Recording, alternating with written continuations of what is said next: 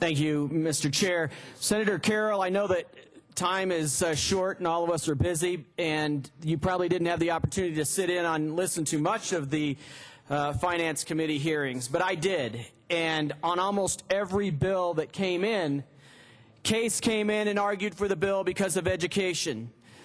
KC came in, the teachers union came in and argued in favor of the bills because of education. The Federation of Teachers from Douglas County came in and testified for these bills because of education. Teachers from Douglas County came in and testified in favor of these bills for education because they did not want education cut. Our argument is be honest. Quit having all of these special interest groups that get their funding from the state arguing that if we do not pass this, the sky will be falling because we won't fund education. Quit making the arguments 400 teachers could be funded because if we pass this bill. 400 teachers could be funded if we pass this bill. That's all we heard every single bill that was brought before the Finance Committee. Is we are doing this to fund education. Thankfully now, Senator Carroll says, let's be honest.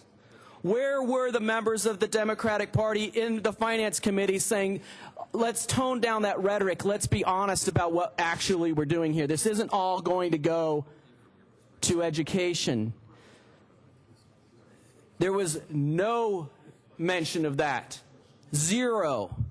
So yeah, we're having the argument to point out the hypocrisy of it. That's great. And I'm glad Senator Carroll came down to point out the fact that it was hypocritical for all of those education special interest groups to come down here and make that argument. But Senator Renfro served on a school board.